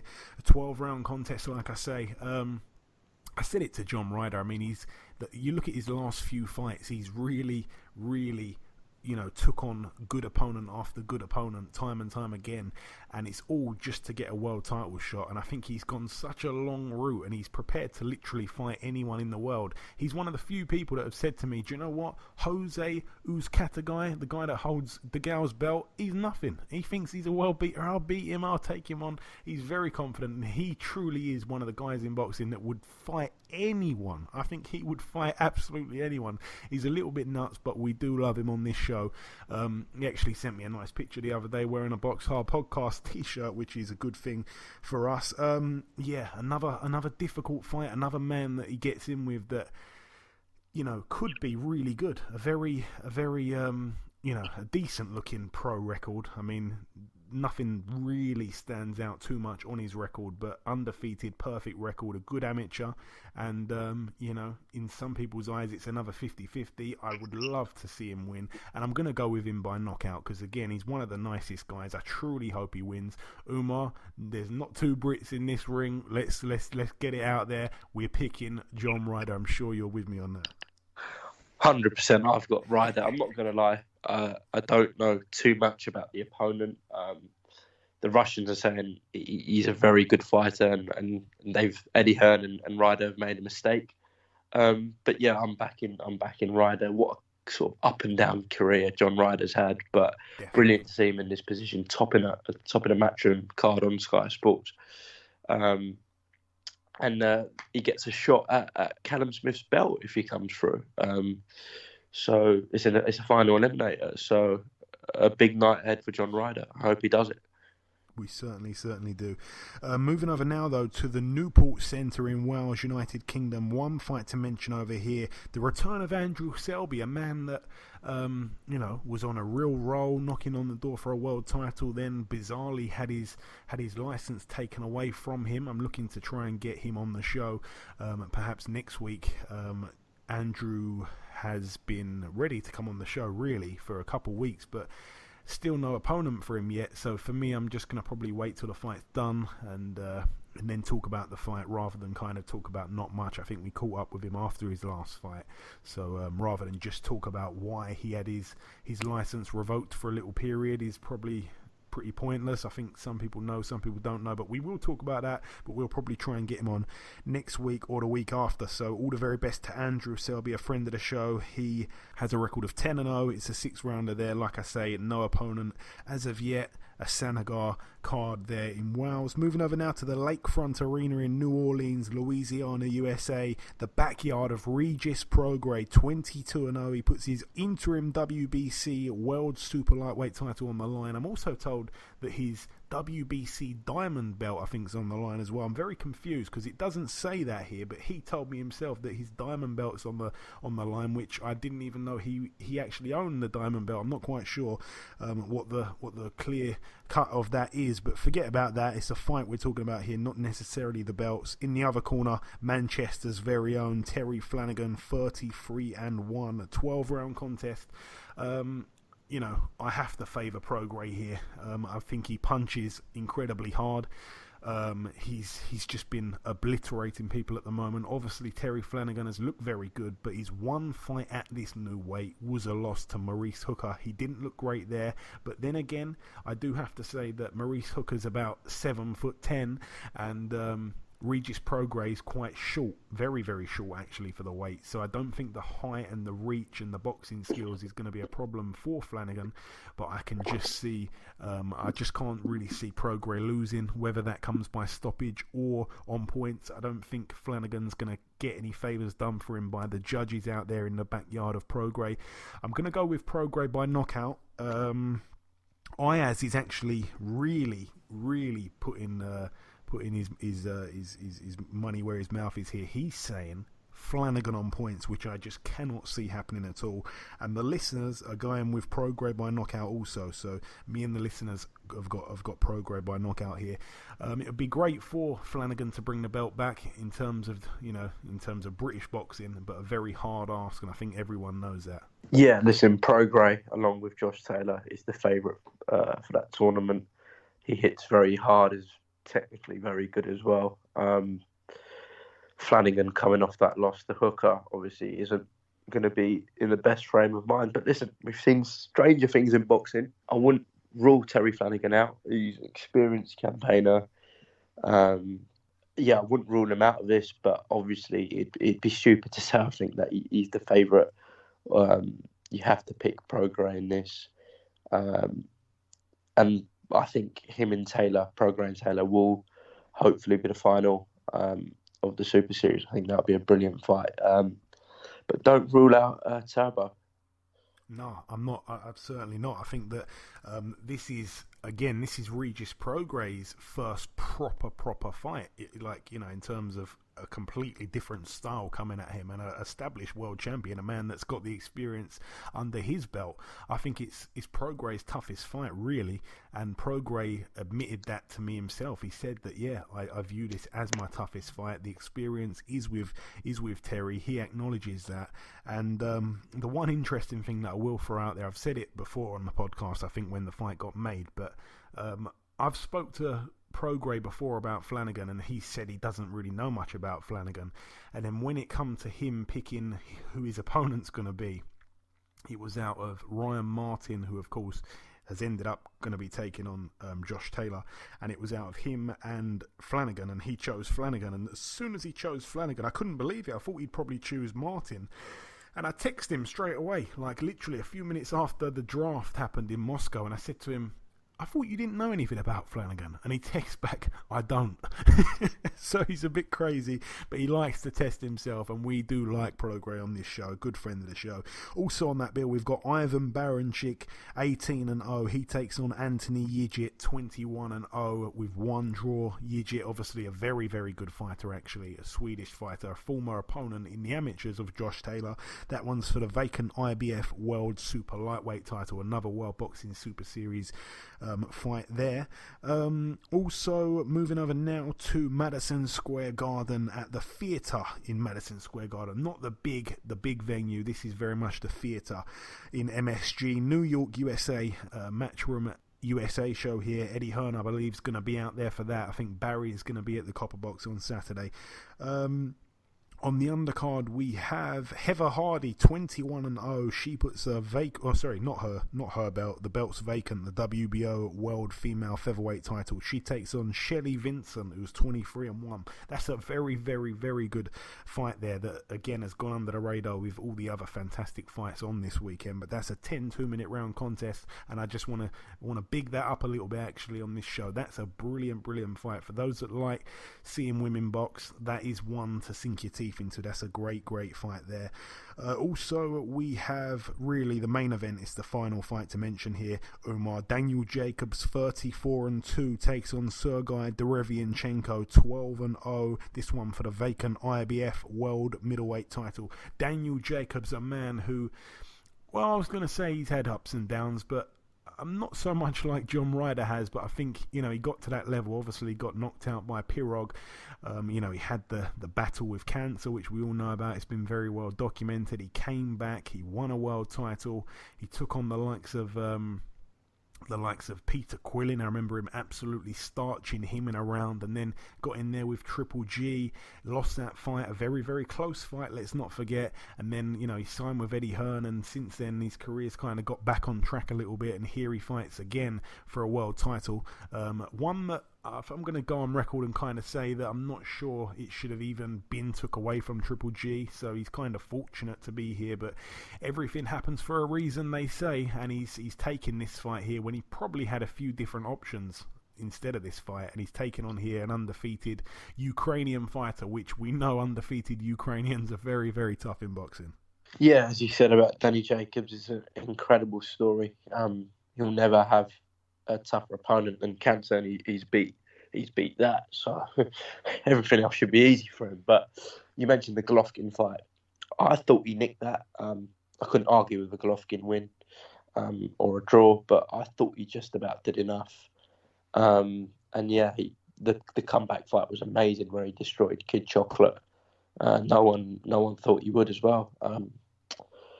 But yeah, tough fight this weekend for the vacant IBF title against Derevianchenko. He's a brilliant fighter from what people are saying in the trade.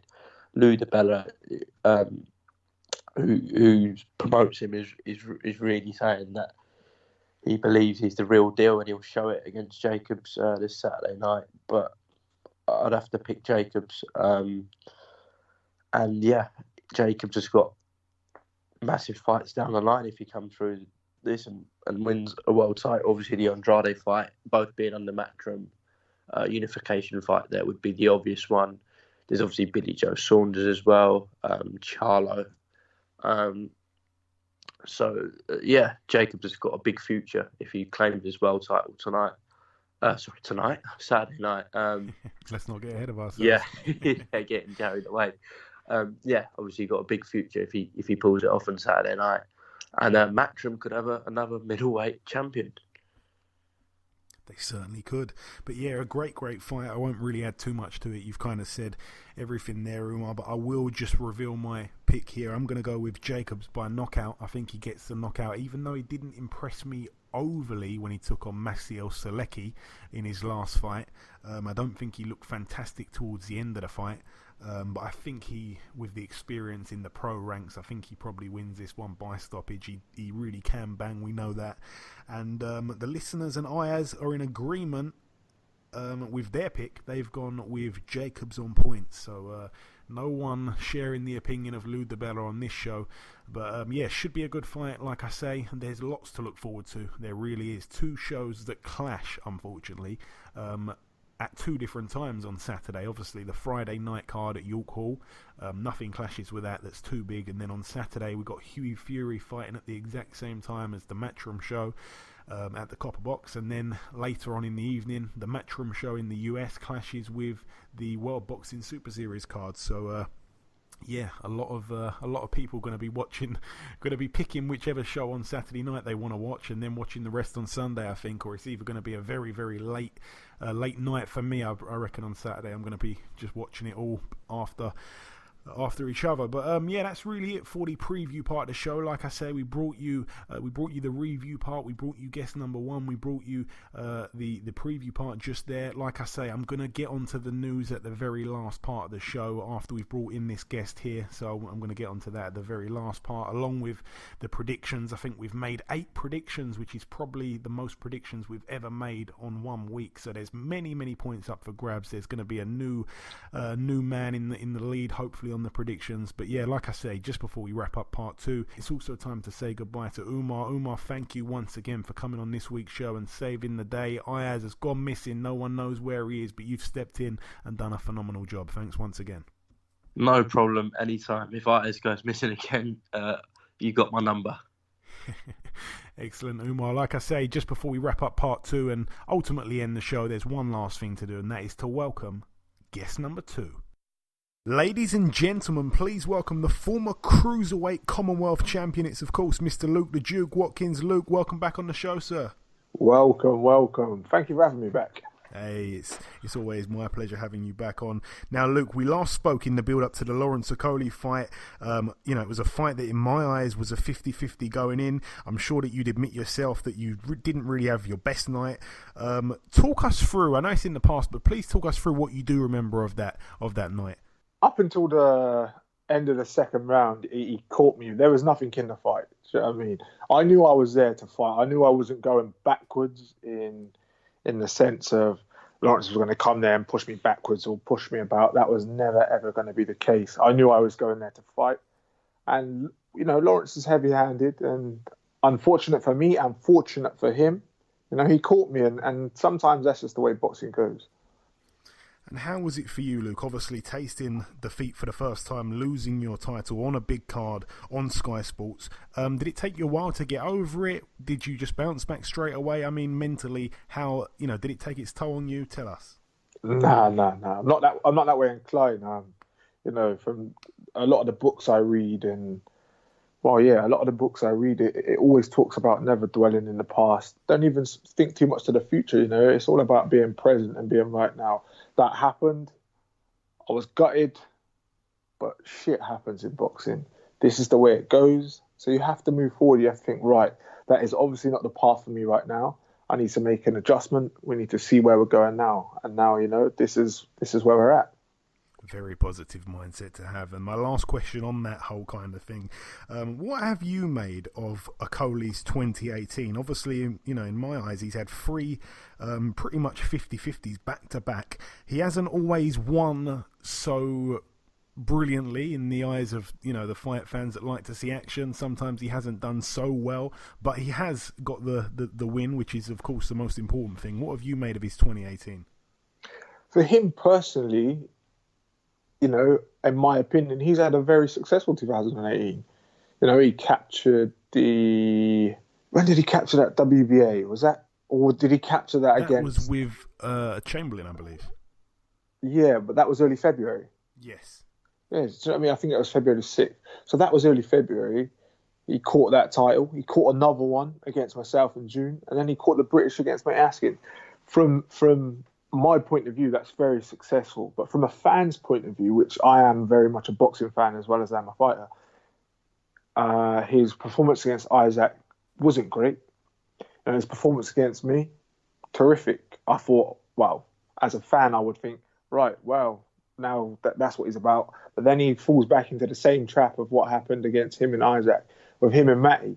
So for me, for a fan, he's an action-packed. It's not what I want to watch. But from a man that's trying to be successful and capture titles, he's doing great. It's about winning, and he's doing that. Yeah, he certainly is. Now, forget about all that. You yourself have bounced back with another huge fight here, another 50-50 fight in many people's eyes. So you must be given credit for that. Also to Isaac Chamberlain, of course, he's done the same thing. It's a very odd situation because, of course, you're both coming off the loss to the exact same man, and you're both putting it all on the line here.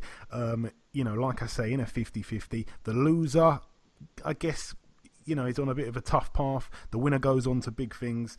I'm expecting a great fight here, Luke, like a lot of your fights end up being great fights. Yeah, I think you're right in the sense of it is that, but I don't... This sport, someone's got to lose, right? And come Saturday night, my mindset is Isaac's losing. End of, But I don't see that being the end of the road for him. I deem myself as one of the best British cruiserweights out here right now. I've still got a few more fights to have to solidify that, but I am one of the best prospects in my opinion. And forgive me if I sound so arrogant, but that's the kind of confidence you've got to have in your own ability doing this. And I'm sure Isaac feels the same way. And if he feels he's one of the best out there as well, and the British fight fans see him as one of the best, it's not the end of the world, It was funny. I was looking at what's his face, Tevin Farmer, and I seen some statistics about him. He lost his first two fights. By his fifth fight, he was 2-1, and he's become a world champion. People are too quick to write fighters off nowadays. Oh, he's lost one fight. Oh, I mean, it's not the end of the world. This is a career. Manny Pacquiao's lost how many fights? Ricky Hatton's lost how many, and they're great fighters. Look at Tony Bellew, he's lost a few. These are great fighters that are doing terrific things. It's not the end of the world. Yeah, very good analogy, actually. But no, I said it earlier on in the show. I said I don't necessarily think that the loser is done or anything. I think they're just in a bit of a difficult situation having the back-to-back losses at this level. But yeah, go on. Sorry for interrupting. Yeah, no, the person... I want to stay in big fights, I want to stay in either domestic big fights or break off into the European fights. I want to stay at championship level title fights. I don't want to go back and box on small hall shows. This is where I am at my happiest. This is what I enjoy.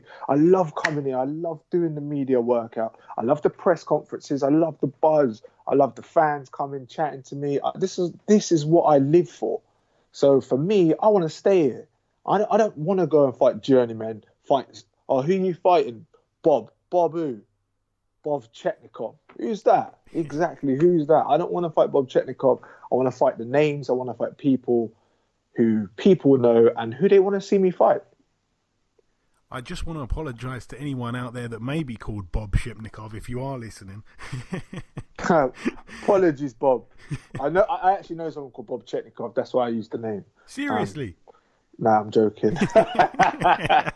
I got him. You got me. Yeah. But tell me, Luke, what do you know about Isaac as a fighter? I mean, his best win undoubtedly was that win against Wadi Camacho in a fight that wasn't televised, but I was there for it. It was an amazing fight. I don't know, you're sometimes in the York Hall. Was you there for that one? If not, I wasn't. Have you seen it? I have seen the fight. I wasn't there. I have seen it. It was a good fight. It was. I thought Isaac showed a lot of heart. I don't really rate Wadi Camacho. And I haven't been in the ring with him to be the judge of Wadi Camacho, but my opinion of him is not high. But it definitely showed a lot of character about Isaac, definitely. And you have fought at the higher level. You know, your opposition's been better consistently as well than Usyk has. I think that's fair to say. Does that give you the edge in this fight, Luke? Styles make fights. You can't dwell too much of that in the past. Look at Deontay Wilder's track record. He's 39-0 with 38 stoppages. But man, his first 20 fights, he was fighting bums. You don't know if it's someone trying to build confidence and what they're trying to gain and the experience they're trying to gain. I fought better opposition, and that's where it is. But when it comes to fight night, we're each other's opposition. So it's just going to be how it unfolds.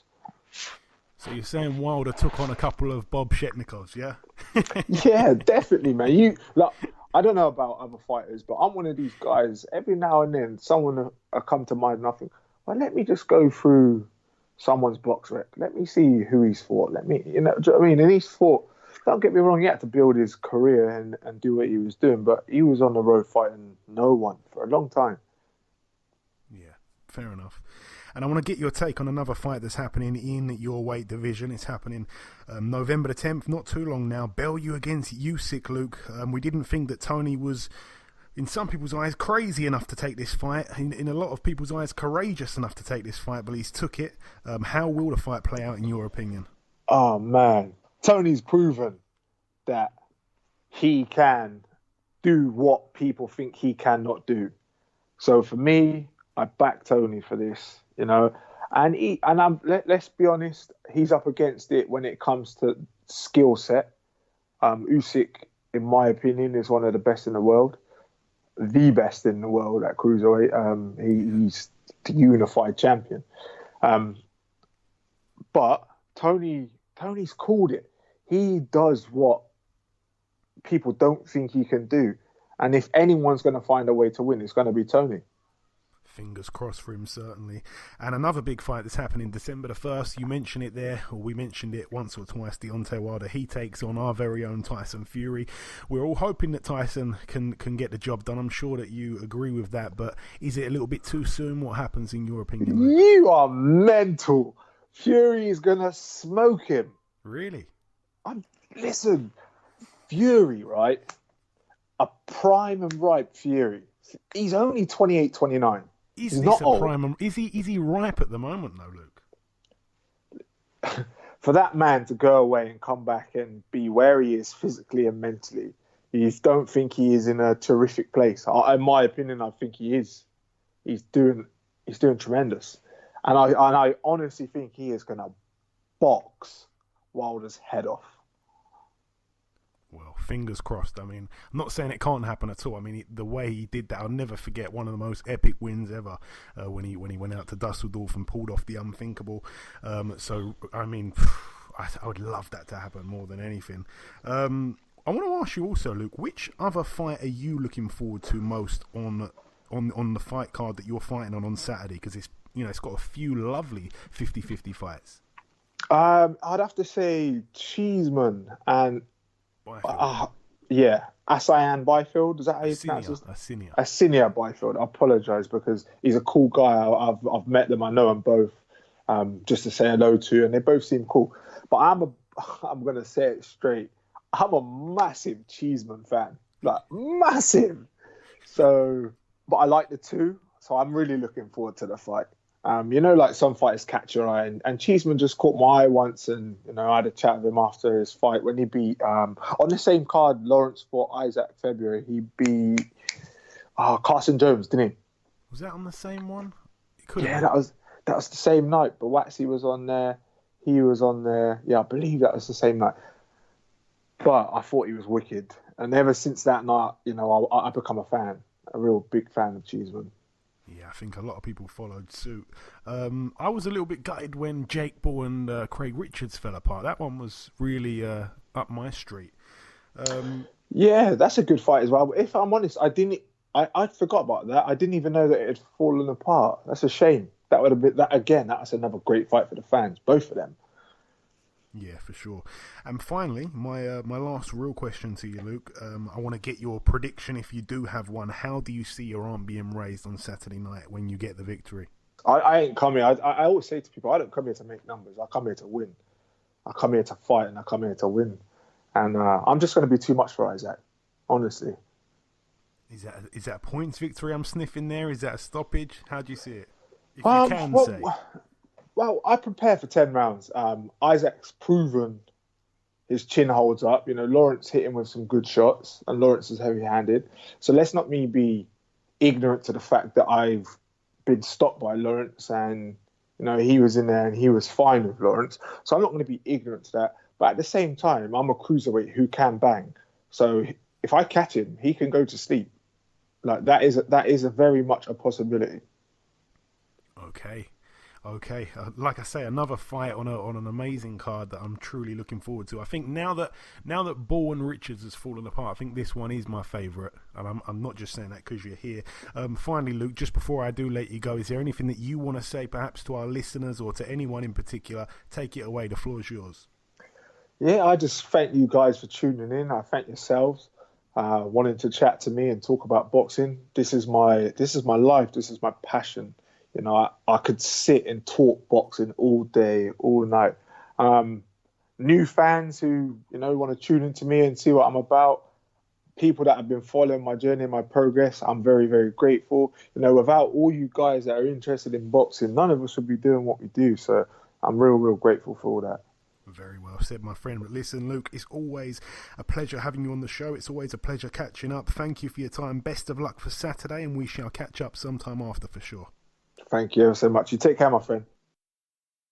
Okay, and this wraps up episode 158 of the BoxHard Podcast. I've been your host, Mr. Joey Coastman. Umar Ahmed has been with me for the duration of the show. A massive thank you to our two guests on this week's show, also Frank Buglioni and Luke the Duke Watkins, both men in big fights in the near future. The Prediction League is exactly the same as last week. We got everything wrong. How bad of us. I don't think that's ever happened in the history of predicting. Ayaz is still in the lead, though, by 1 point. There are 8 more points up for grabs this weekend. Best of luck with that. The bits of news that I do have is that Tommy Fury, the brother of Tyson Fury, will be turning professional with Frank Warren. He'll box on the 22nd of December on the Warrington vs Frampton undercard. On that same night, it's been announced that in the States, Jamal Charlo will take on Willie Monroe Jr. Jamal Charlo will fight Tony Harrison, and Dominic Brazil will fight Carlos Negron. If I may say so, in my opinion, that is 3